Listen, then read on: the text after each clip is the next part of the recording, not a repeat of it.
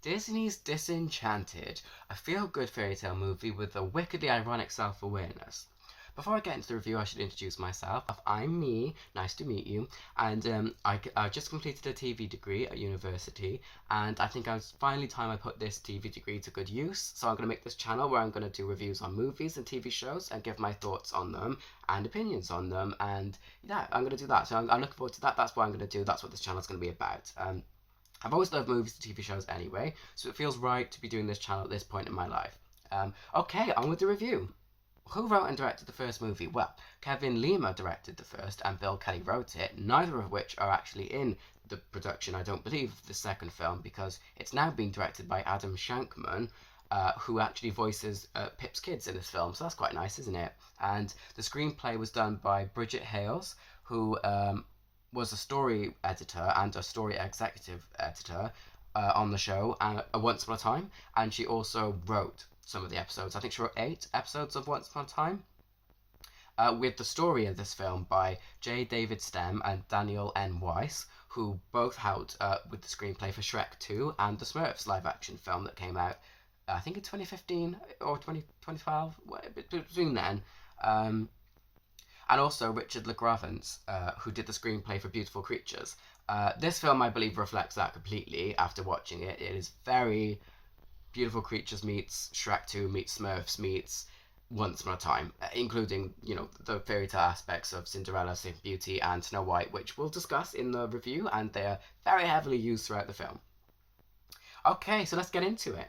The film starts in the animated land of Andalusia, which was nice to see Disney doing some 2D animation again. We now see an older Pip who has two children, voiced by the director, which is cute. And he's about to read them a new story before bed, the What Happened to Giselle After Happily Ever After. Using, believe, our first Easter egg of the film, the bug from The Princess and the Frog, as a nightlight, which was quite funny. The kids were actually quite funny here as well. I laughed at the line, "You just get married and nothing ever happens to you again," after Happily Ever After, so that was quite funny.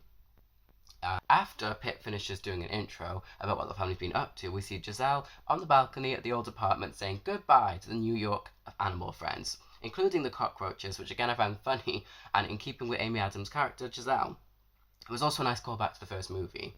And now grown-up Morgan, played by a different actress, Gabriella Baldacchino, who has now gone from being smart and sassy in the first film to now being smart and sarcastic as a teenager, which I actually think worked against her. Was that a good choice? Maybe the writers felt it was realistic, and perhaps it is, but not too enjoyable to watch.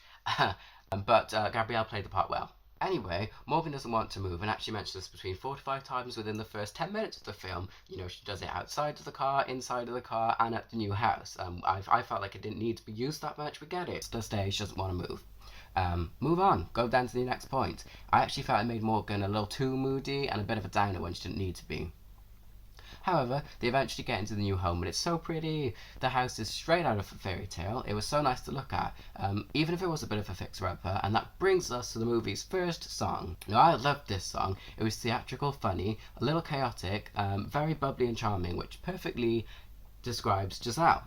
I actually laughed out loud several times when Giselle used the broom as a baton, when she sang to a room of people who continued their day, ignoring her, and when she spun around the pole with that worker, and unbeknownst to that worker, she just went for a little spin, and when the pigeons looked at each other and shrugged. So I thought that was all very funny, and it was nostalgic, and it felt very, natural and like the original film. It was a great song, and Morgan here was also very funny. Moving on, we see Giselle and Robert take Morgan to her new room.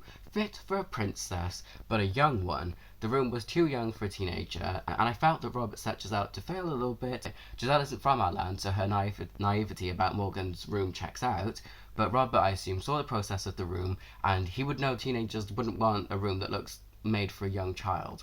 So I didn't get that, he kind of set Giselle up to fail, and that was odd. That was an odd choice. Luckily for us, though, Morgan plays off her discontentment well and says the room's beautiful. And she spots her memory tree, which I assume was from the first film. But that was what saved, the room for Morgan. It was also a nice response from Morgan, and she wasn't unnecessarily unkind at that moment. So that was a nice moment. On that note, Giselle has lived in the human world, our world, for over 15 years now, so why is she still completely naive? I mean, it's cute and bubbly as Giselle, but is it realistic? Would she be still so naive after being 15 years from the first movie? I don't think so.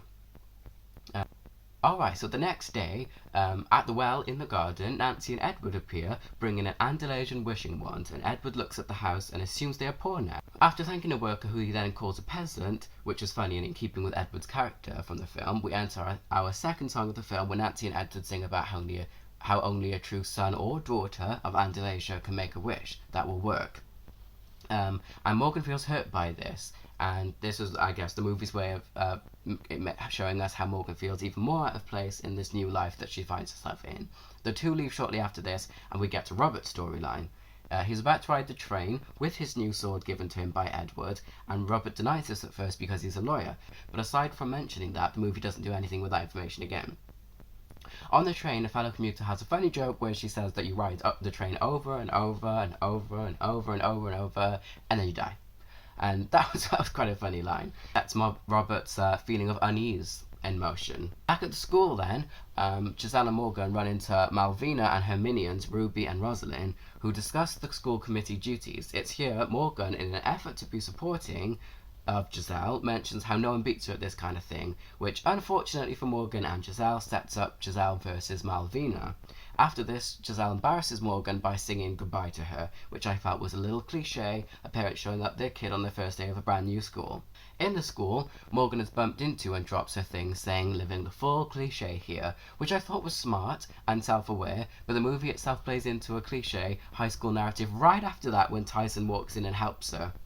The movie can't be both self-aware about cliches, but then go straight into them as it undercuts the self-aware comment that it just made, which happens a lot in this movie. Continuing on, Giselle goes about her day with the new baby, Sophia I believe, and doesn't seem to have a job anymore.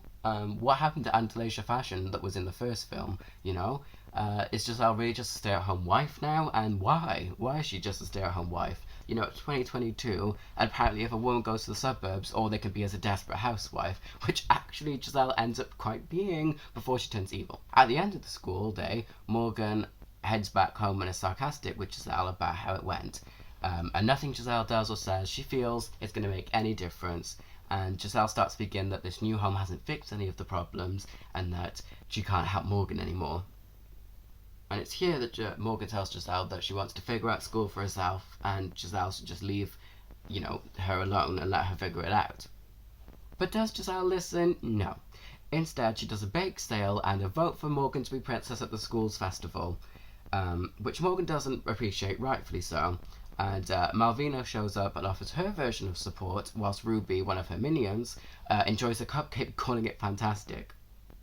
On that note, I found Malvina's minions reminded me throughout the film of Panic and Pain from Hercules, right? Maybe that was a writing choice, as they are villains, but they aren't villainous. And just like Panic and Pain, they provide a lot of comic relief.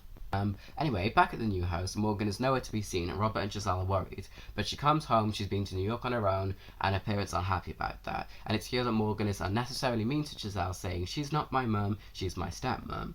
I didn't like this. I don't think there was enough tension between the two for Morgan to say this. It was uncalled for, but it sets up the Giselle becoming an evil stepmom storyline. So I get it, but I just felt like it was a forced moment of friction to speed the storyline up. Anyway, here we end the first act of the movie on Giselle's sad but sweet song, where Pip enters the storyline, and his little voice was so cute, I just wanted to have a little Pip on my own. It's a little, okay, it's cute little voice. It was cute. I really enjoyed Pip. I thought he was great when he was just like a little talking chipmunk, really cute. I want one, The song's informative enough, and it moves the storyline along as Giselle ends up saying the wish, holding the wand, saying, "I wish I had a fairy tale life." The next morning, we arrive in the meat of the story. We're into the film now, Here we go, this is the story. And we instantly, too soon, get a fourth song, even though we just had one. In fact, a lot of this movie is sung and not re-spoken, which is a shame. I love musicals, but the amount of songs in this one almost triples the amount compared to the first film, and I didn't think it was needed where most of them were actually quite forgettable songs. Yeah.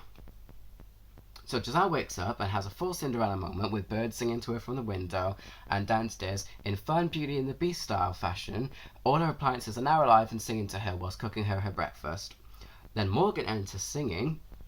I'm not sure if Gabriella is singing, but it sounded like her, and she was good. Her lines were funny too in the song, and she delivered them comedically. One of the lines she said chirpily, "All the pleasures of housekeeping," and "Let's sweep those floors," which made me laugh because it was not Morgan to say that, but it was quite funny.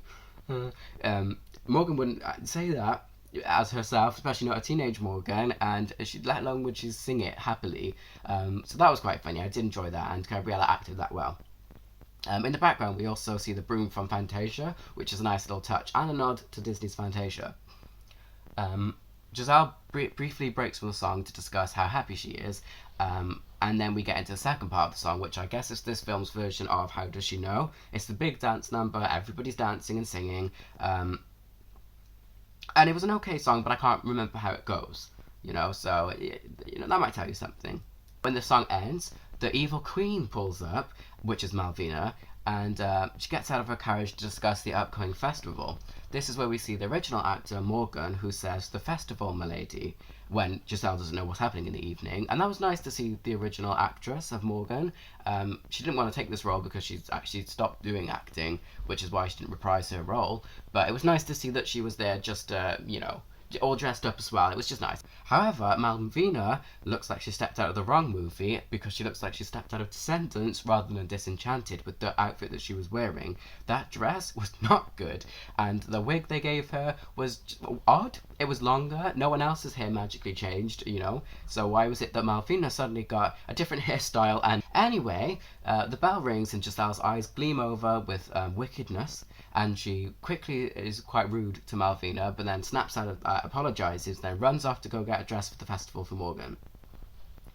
Back at the coffee house turned evil lair, Malvina asks Edgar, the barista, who is now turned into the magic mirror, to show up, who says nope, which I thought was funny, but Edgar being the mirror I thought was a bit cliche, because as soon as Malvina in the real world said that Edgar is her eyes and ears, then I thought instantly, he's going to become the magic mirror, isn't he? And yes, he did. They also have some funny lines here when Malvina asks who is the most powerful in Monroeville, and Edgar unwillingly says that Giselle is. Ruby has a funny line here which he says, "We asked for the most powerful, not prettiest." So I thought that was quite a funny line and quite a solid dig at Malvina.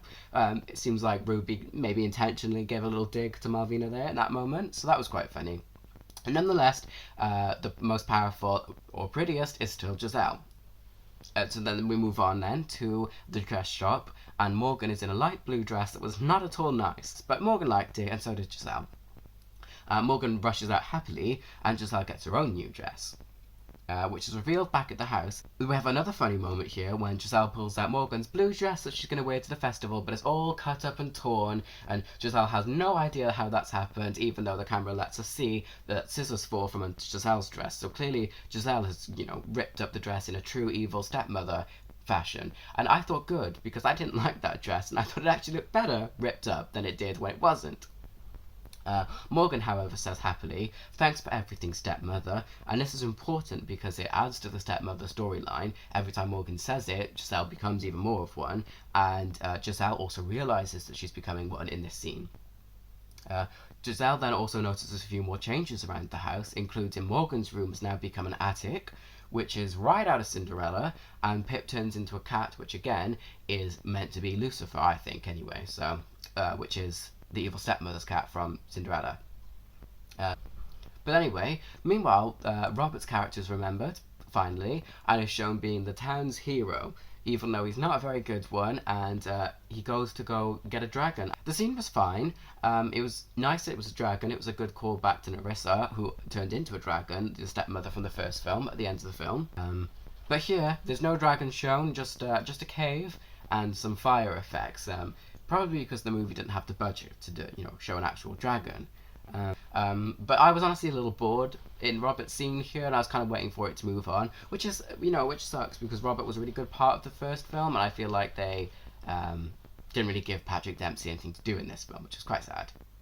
Anyway, back at the house, Giselle calls for the scroll, who explains the story for all the kids watching in the room, because he just explains really easily how the wish needs to be reversed before midnight, which is another movie cliche, but a good one, because who doesn't love the gimmick of, something has to end before midnight? Certainly not Disney, who uses it in almost every single one of their films. Anyway, the scroll explains the traits of a wicked stepmother: vanity, cruelty, ambition, which sets Giselle up to becoming evil. However, as Giselle goes to pick up the wand to reverse it, she discovers the wand is gone. Then, instead of going to get the wand, Giselle goes off to the market to find Morgan, who she figures is the princess of this new story. And Amy Adams explains quite funnily about how princesses, have a really good life and nothing can go wrong except from the fact they get kidnapped and trapped in towers and put to sleep, so that was quite funny. And then we and her find Morgan, and the movie moves into its fifth song. The song was catchy and informative of the plot, mainly telling us Morgan is still the outsider of this world. It felt very much like a song that Anna would sing from Frozen, and perhaps that was by design because the dress she was wearing while singing was very much an Anna dress. A nice little mermaid Easter egg there when the water hits a rock that she's like standing in front of and behind water or something like that. But it was a nice little callback to Little Mermaid. And after Morgan stops singing, she bumps into Tyson, and the movie's love interest, and that cliche love story continues. I don't think it's needed, as there's a lot of storylines going on, and the film didn't really do anything with that storyline at all. I mean, if you're going to do classic love story, then at the end of the film, somebody else should have woken her up. Tyson, not Giselle. But they didn't do anything with that film and with that storyline, and it's fine. But why go there if you're not going to go there? But here Giselle in the background is watching Tyson and Morgan fall in love, and here she says a funny line about how stepmothers don't handle the situation very well, which I thought was quite self-aware and clever. But it's also here that Giselle is tempted by a potion to enhance her beauty, saying, "Curly eyelashes, why not?" But then she realizes she's given into vanity, and she's becoming even more of a wicked stepmother. At the coffee house, Malvina, who has the wand now, calls for the scroll and finds out all she needs to know about Andalasia and this new world, which I thought was a smart villain move, and she actually uses this information from the scroll later on in the movie. So that was good. Anyway, we cut to the house again, and we see a villainous-looking Giselle enter Morgan's attic. Morgan explains her excitement of going off to the festival to go dance with Tyson because a boy loves her, and in true evil stepmother fashion, Giselle denies her going to that festival because she's got too many chores to do and get on with. She also gets a solid burn in at Morgan, saying Tyson, quite frankly, has better options to take to the ball other than Morgan, which I thought was a little rude, quite cruel, ouch on Morgan. But it was truly cruel of Giselle, and that was the point, because as she locks Morgan into her room, Morgan can be heard saying that you can't be this cruel, and that there is Giselle's third moment of becoming an evil stepmother. Right, she's done vanity and cruelty, she's got ambition to go now. Robert is then once again remembered briefly to save a child from a troll who walked right through the town, and again the budget of the film didn't show this troll, just its legs. And then it was over before it even started. Poor Patrick Dempsey once again doing nothing in this movie. We then cut to Morgan, who climbs out of her tower, just like Rapunzel, wearing a tattered blue dress, like Cinderella. But at the bottom, after she gets down, climbs down the stairs, after she climbs down the tower, at the bottom, Giselle's waiting, and she begins to have an inner fight with herself and flips between good Giselle and evil Giselle, which only confuses Morgan. But in a great throwback to the first film, Giselle pushes Morgan down the well and sends her to Andalasia, saying that she needs to save everybody, she's got to be the hero. Then Giselle hears her child Sophia crying, and Giselle becomes good briefly for like 2 seconds and turns to 3 fairy gardeners, the gardeners who are now fairies in this wished world, and she commands they babysit her child, Sophia. I think it's Sophia anyway. This is actually not only just a nod to Sleeping Beauty with the 3 fairies to look after Aurora, but they're actually named in the credits. The actresses are named Flora, Fauna, and Merryweather as their actual characters. And then in the house, Giselle mentions how she's no longer a stepmother because she's just got rid of Morgan, And without her around, that means she's no longer a stepmother, so she can become the queen of Monroeville, which is the last trait of becoming an evil stepmother ambition. It's worth noting here the movie has some clever thoughts on why stepmothers are mean, and how they go about, their villainous ways. They have to manipulate people because they have no actual power, unlike evil queens or people with power. Pip here also gives in to being evil, and the two find Ruby's earring, which was accidentally left behind by Ruby and Rosalind after they stole the wand, and this tells Giselle where the wand is. Giselle then changes into a fabulous peacock outfit and heads to the coffee house, and after some amateur psychology on Malvina's insecurities, the two agree the town ain't big enough for the both of them. With some funny lines from the two, they say, "One of us has to die, say midnight sounds about right." And I thought that was quite funny and quite a good self-aware moment. This then leads us into our sixth song, the Badder song, I believe it's called, which is a cheesy and camp song. In the best way. Both Maya Rudolph and Amy Adams are great playing camp villains, and the song was good when it wasn't trying to be a rap battle. I felt like if they were going to a rap battle at moments, then go for it. Be a rap battle. Don't be a half-in rap battle, half-out rap battle. But the song was good. I mean, I've listened to it since. I quite enjoyed that one. It's one of two songs that I remember, how it goes. But their song ends and we fade into black and wake up to a cartoon Morgan who is in Andalasia. The sequence was great, all of it. Morgan being a cartoon character, pointing out why she's so pointy and perfect looking, and it was nice to be back in Andalasia in season 2, the animation again. And it was cool to see Morgan, because in the first film we saw Nancy become a cartoon character, and this one we saw Morgan, and that was fun. That was really fun. And guess who did not become a cartoon character in both the first and second film? That's right, Patrick Dempsey's Robert. Oh, poor Patrick Dempsey. Anyway, she finds Nancy and Edward, who are confused about why there's a hole in the sky ripping away everything that is to do with Andalasia. It's here Morgan explains that Giselle's wish backfired, and then they all realise that memories are the key to saving the day. So they go to Giselle's memory tree. But not before we're back in Monroeville, and Giselle and Robert finally reunite after, 3/4 of the film, or whatever it is, 3/4 of the film, and Giselle's wearing a really nice red dress that is perfect amount of evil, and she has this really nice Rococo hairstyle. It was just good. It was great. But then they head to the festival together in a carriage, and the two are at odds. Robert learns Morgan's missing, and then he goes out of the carriage to go find her, whilst Giselle gives a solid burn saying, "Another fruitless quest," which I laughed at because it was funny. It just came out of nowhere, Back in Andalasia, the group find a tree that is sadly dead now. Ah, poor tree.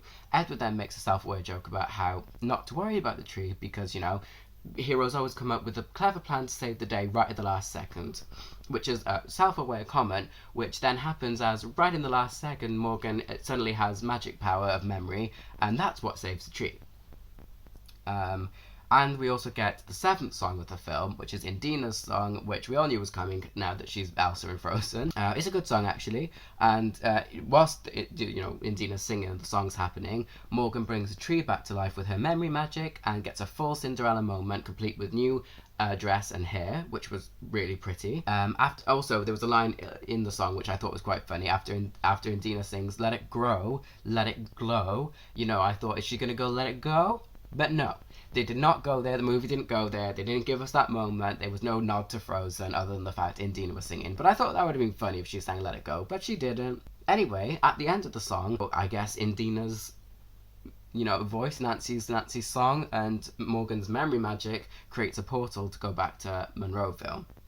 And the two, now in live action again, enter the third act with the rest of us. The third act being the newly evil stepmother versus the evil queen. But Giselle needs the wand back first. But how does she get this? She sits in the carriage and waits, taking a passive role as Pip goes and get it back for her. And he steals it too easily from Ruby and Rosalind, who, on a side note, are wearing Anastasia and Giselle's dresses, complete with feathers in their hair and colours, which I liked. That was a good nod to Anastasia and Giselle, who these two kind of also remind me of, as well as being Pain and Panic. Pip, as the cat, then brings the wand back to Giselle, who thanks him, and as she's ready to get out of the carriage, this is where then Pip stays behind as he's distracted by a tassel from the carriage, and Giselle enters the festival alone. However, cool battle scene we did not get. It was a good set though, you know, it was a nice set. There was an Ariel statue in the background, which is, you know, a very obvious Easter egg to Ariel. But, you know, we didn't get a cool battle scene. What we did get, though, was they start by clashing their magic together, which looked like Voldemort and Harry. And after they get blasted backwards, Giselle uses magic to turn a falling chandelier into crystal birds, which look pretty, and turning spears into butterflies. It's worth noting that I felt like she's using good magic here, even though she's meant to be evil and turning into an evil, wicked stepmother. The other heroes then enter with with Morgan's memory tree from the house, but Morgan clumsily trips over one of the stalks that are growing out of the ballroom floor, and she throws the memory tree down into Giselle's hands. And Giselle turns around and then rips it up, and, you know, in a wicked stepmother move. But for a little twist, this releases all the memories which surround Giselle, and then it breaks the curse, just like that. Giselle is good again, just like that, which I felt was too easy. However, with the wish still in effect, they realise they still have to, you know, use the wand and reverse it before midnight, and they're getting awfully close to midnight now. But as Giselle goes to make the wish, Malvina cuts in with Morgan, who has been put under a sleeping spell. Dun dun dun! Like Sleeping Beauty or Snow White, which this movie borrows heavily from for the whole entire film. Malvina actually used the scroll, like I mentioned earlier. Malvina used the scroll to her advantage, learning about the rules of this new world, and that the spell only takes effect if it lasts until midnight. And Malvina likes this new world. She likes the power she has. She likes being queen. So she doesn't want this world to go away. So she gives them an ultimatum, right? She says, you have to choose between Morgan or Andalasia. And being the good guys, they sacrifice Andalasia, and Morgan wakes up, just like that. Malvina then breaks the wand, so that nobody can make a wish, and Giselle's memory tree crashes up through the ballroom floor, along with the last of Andalasia's magic. Because Andalasia is now dying, all things related to Andalasia will die too, which includes, sadly, Giselle. Robert, who seems not to care about this information, and rather unemotionally grabs Tyson, runs up to the clock tower to go stall midnight. Whilst Morgan and Giselle have a heart-to-heart, and their love is refound again, and it's a sweet moment. And Giselle says that Morgan is a true daughter of Andalasia because she's her daughter. This was a nice moment. I like this bit. But Morgan here wishes that she was back home with her mum, and then the clock explodes and it all goes to white, and only Morgan and Giselle can remember what actually happened. For everyone else, it was just a dream, which is another cliche narrative, but it's fine. They sum up with the last happy ending song, which was completely forgettable. Can't tell you what happened or who sang it. And then the film ends. Overall, I did like this movie. I enjoyed the Easter eggs. Would I watch it again? I would. I've already actually watched it twice, and I would still watch it again. It's eventually a feel-good film, lots of bright colours, and it's very camp. However, I think with themes of motherhood, perhaps this movie should have been released at Mother's Day, rather than, you know, the middle of November. Did Disney miss a trick there? Probably. So yeah, that's my review of Disney's Disenchanted. I'm going to make a video separately ranking the songs and the outfits, so look forward to that one if you want. And I'll see you in the next video. Bye!